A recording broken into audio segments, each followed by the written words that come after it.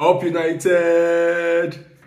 The Premier League is back and I am back with you. Yeah! So it's been a while I did a video, obviously because the Premier League went on a break and it was the World Cup. I'm glad to be back. So let's get into it. What we'll be talking about today. We're going to be talking about the match against Nottingham Forest. Certain things that I liked and didn't like about that match. We'll also be talking about, obviously, Gakpo going to Liverpool.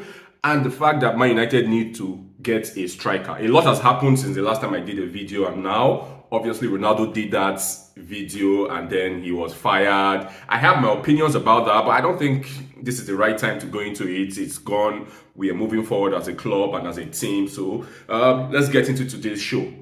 Nottingham Forest. How was that match? It was 3-0. Everyone was like, yo, United is back. Fuck Ronaldo. We do not need him.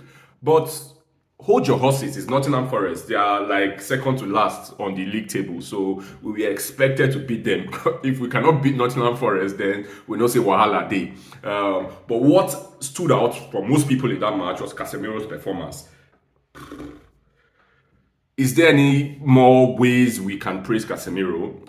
I see people saying that, oh, because of that performance, Casemiro has to be the best DM in the world. For Christ's sakes, for over the past 5-6 years, Casemiro has been the best DM in the world. Because most people can now see him week in, week out playing for United, doesn't mean he has automatically just moved from here to here. He has always been here, way above most other defensive midfielders. So it was no surprise that he's putting in this kind of performances week in, week out. He's simply the best DM in the world. And it didn't just happen today. It's happened over the past 5-6 years. That's why he has 6 Champions League medals to his name. He wouldn't be a mainstay in that Real Madrid team if he wasn't that good.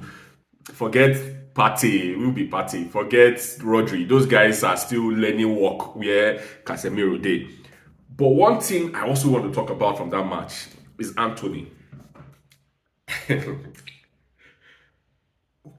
I don't know what to say about Anthony. Even from the World Cup, I didn't think he performed. I think after the first match he played with Brazil, he came under a lot of criticism because he makes very, very poor choices. Even in the game against Nottingham Forest, simple passes, he was misplacing them. When he shouldn't be crossing, he was trying to put in a cross when nobody was making a run. He was shooting when he could have taken time to at least look for better options. He's still a young player. It's still his first few months in Man United. So I think we should be patient with him. Obviously, the 80 million pound price tag does not help, but it's not his fault that Man United was foolish enough to be strong-armed by Ajax. We could have gotten him for 50 million if we had acted quicker in the summer transfer window. But it's not Anthony's fault that was what it took to sign him. It was basically Man United's weakness in sealing transfers, which brings me to Gakpo. Gakpo has gone to Liverpool. Ronaldo left. We all knew we needed a striker. We still do need a striker. Cavani left in the summer. We didn't replace him. Ronaldo has left again. So 2 strikers have gone that we have not replaced. And Gakpo was touted as the next player to at least come in to fix those holes in our striking department. We have fumbled that deal. Personally, I do not think Gakpo was the right type of player that we needed. Why? Because he was still in keeping with what we already have. Wide players who can play through the middle. But it was what Ten Hag wanted. If it was what Ten Hag wanted, the right thing that the Man United hierarchy should be doing is get the coach what he wants. And if going by that, we have failed again, yet again. We failed with Darwin Núñez. The coach wanted him. We couldn't get him. We failed with Frankie de Jong. The coach wanted him. We couldn't get him. Gakpo, the coach wanted him. We couldn't get him. Urian Timber, the coach wanted him. We couldn't get him. So it's becoming a theme that we can't even get the players that the coach wanted in the first place. I do not think Gakpo. I'm not crying like, oh, we didn't get Gakpo. No, I'm not. I think it's good that we didn't get him because I didn't think that he was what we needed. We need an out and out number 9. Are there a lot of out and out number nines in the market? Off the top of my head, if I'm looking at out and out number nines, Victor Osimhen. Obviously, we can't get Osimhen in January.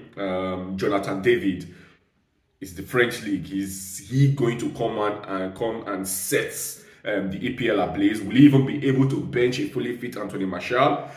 There's Lilian Thuram. Obviously, I saw it. I was reading the news today, and it seems like Thuram is the person we are turning our focus to in terms of getting a centre forward, a proper centre forward. He has 6 months left on his contract. He will be cheap. Another thing you need to understand is that there is a budget problem at Man United. We do not have the money. The Glazers are trying to sell. They do not even want to invest money into the squad. So that was one of the reasons why apparently we couldn't get Gakpo, because he was going to be more expensive than we could afford. In some corners, people are saying United is broke.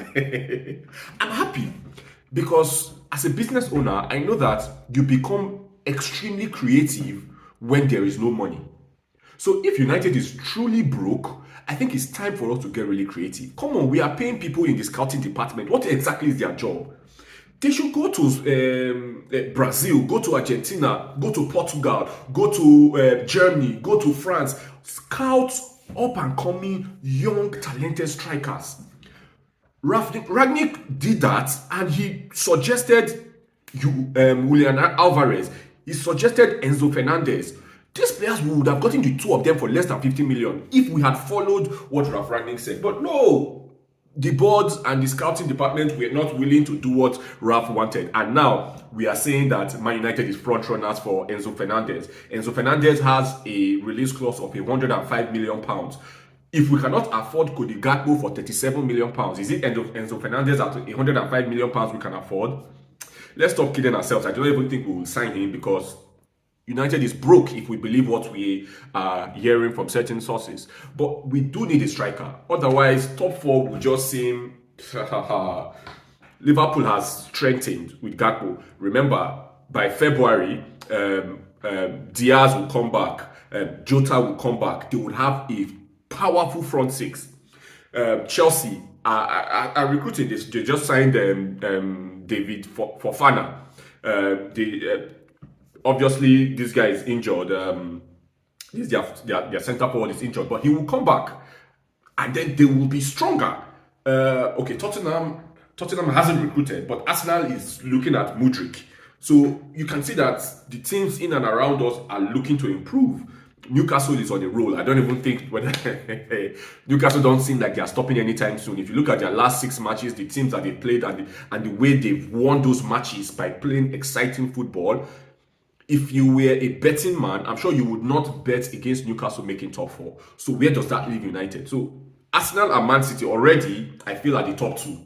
Now, the remaining 2 positions, we are battling with Newcastle, Liverpool, Tottenham, Man U, Chelsea. 5 teams for those 2 positions. Man United, we are still playing the Europa League, FA Cup, Carabao Cup, EPL. And of all these 5 teams, if you look at the forward lines, Man United has the thinnest forward line of all those 5 teams battling for 2 positions.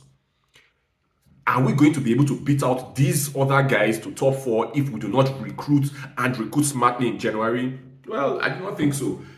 But I'm not bothered because at the start of the season, if you had asked me where did I think Man United would finish, I would never have said top 4. I didn't think we were going to make top 4. So if we make top 4, it would be a bonus. But I do not think we are going to make top 4. But it's a pitiable situation if a club of Man United status is now going into seasons thinking we would not even make the barest minimum. It's sad. But yeah, January is coming. I'm every day monitoring the news to see who will be linked to. Joao Felix, I think the 2 major names who are being linked to right now, Joao Felix and Thuram, because obviously they are cheaper. Joao Felix will only cost about 9 million euros loan fee, but there will be the wages. But when I come to think about it, we have saved money from Ronaldo's wages. Is that not money we can then reinvest into signing a proper player? Well, at this stage, freestyle, let's just see what United does by January comes. But I can tell you for free, if we do not sign a striker, best believe that we most likely will not make top four. We most likely will not win the Europa League. We most likely will not win any trophy, and it will be another season where we are held cleaning our tears while other teams around us are celebrating. Anyway, it's glad to be back on another video for Up United. Let me know what you think. Who should we be signing in January? What should be the focus of Man United? What are your hopes? Can we finish top four, or is this season already a write-off? Let me know in the comment section. Remember, this is Up United for United fans. All other fans, out. Keep off. I don't want to see your comments. Your opinions don't matter. I'm just kidding. You can drop your opinions, but yeah, I wouldn't really consider them. So next match is against Wolves. I think we should win that, but it's tricky because Wolves just got a new coach, and you know this new coach syndrome. There's always that vibe. They beat Everton 2-1 away. So while I want to be hopeful that we should dispatch Wolves easily, I'm not totally carried away because it's United. We're an inconsistent team. We can get into that match and lose 1-0 against Wolves. I wouldn't be surprised. But I expect us to beat Wolves, beat Bournemouth, and get on a roll. But we would always struggle when we play the big guys. Arsenal and Man City are coming up very soon. Can we beat them?